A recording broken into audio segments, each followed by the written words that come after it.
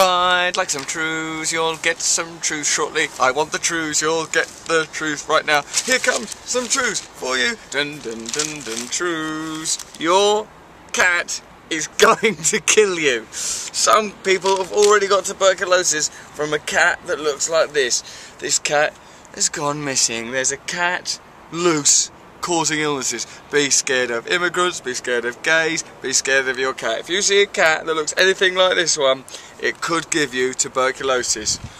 As could an immigrant, as could a homosexual, as could anybody on benefits.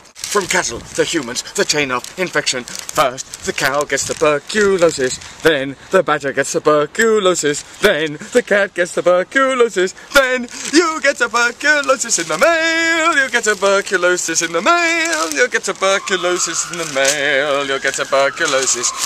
The overwhelming moment a woman of 40, deaf since birth, heard her very first sound. You might get tuberculosis!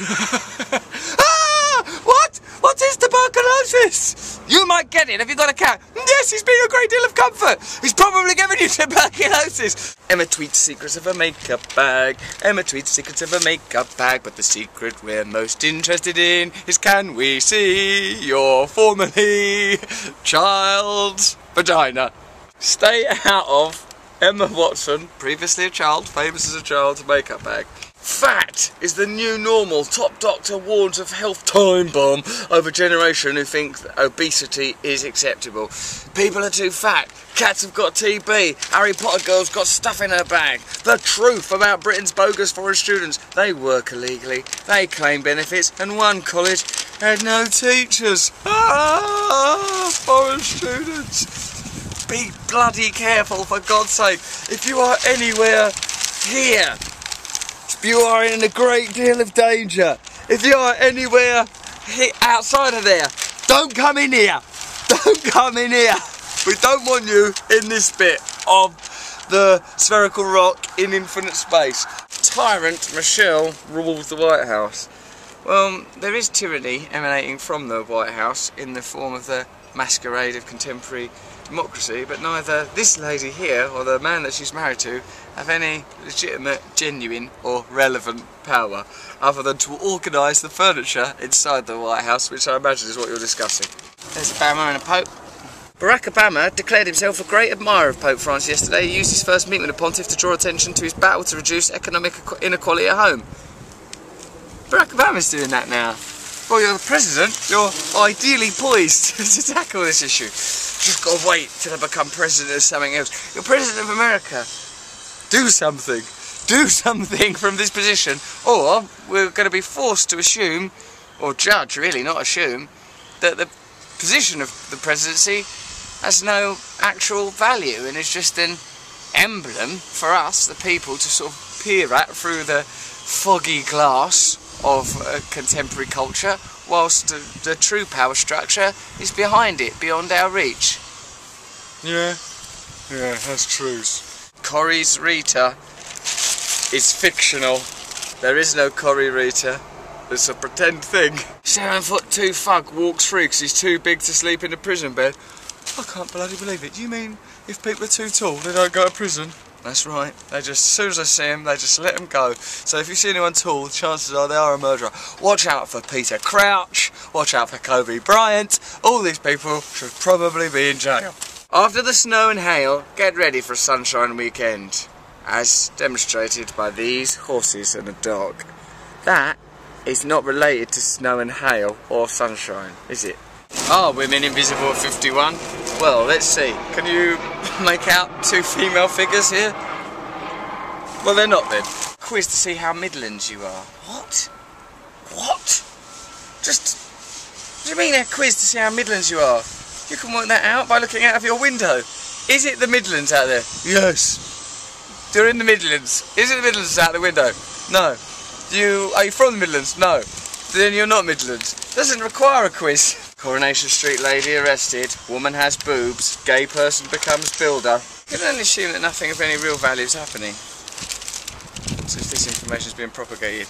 We'll go downstairs and get a proper book. Oh, this is good.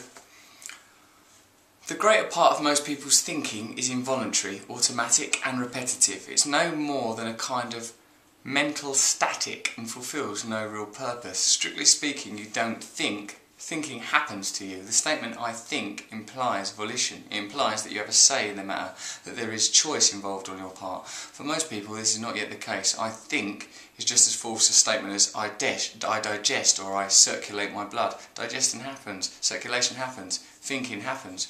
The voice in the head has a life of its own. Most people are at the mercy of that voice. They are possessed by thought, by the mind. And since the mind is conditioned by the past, you are then forced to reenact the past again and again. The Eastern term for this is karma. When you are identified with that voice, you don't know this, of course. If you knew it, you would no longer be possessed, because you are only truly possessed when you mistake the possessing entity for who you are. That is to say, when you become it. Oh God, we've got a bloody voice in our head telling us what our life is. You know, like when you sort of go, "Oh, I'm angry about that," or "I'm insecure about that," or "I want that to happen." What is that voice? Can we separate ourselves from it?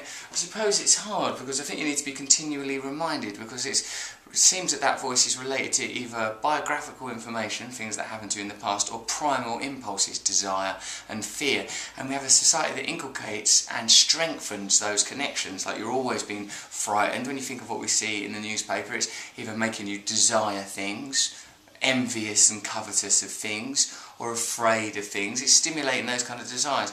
What would be good, I suppose, is a source of information in the mainstream that's consistently telling you you're okay, it's alright, you're alive, you're going to die, breathe in, breathe out, be kind to one another, be kind to yourselves. None of these things really matter. Although, I suppose you can't have people with access to the truth in that way, because then people will be lucid and awake and unwilling to accept the version of reality that we're presented with. That's old Eckhart Tolle. He's funny, old Eckhart Tolle. "Oh yes," like, to check this out, he goes, "Well, it is an illusion. The only thing that's real is at the moment. Even if you're told you must be in prison for the rest of your life, you are given a life sentence. You are not serving the life sentence now. In this moment, I am in a room. I can see a window." So he just says, stay cheerful, no matter what. Be in the moment. That's old Eckhart Tolle's view. That is some truths. That was some truths from Eckhart Tolle there. That is some truths from Eckhart Tolle there. That was some truths. He talks like that. Dum dum dum dum. Subscribe to the Trews. Also, tomorrow you can watch Best of the Trews. Also, post comments. I'm very interested in what you think. Even if they're hurtful things, I'll just see that as an indication of a culture that's stimulating the lower aspects of your nature. And if you say nice things, I'll go, "That's good, yeah, that's worthwhile, thanks. Yeah, thank you." Subscribe to the Trews.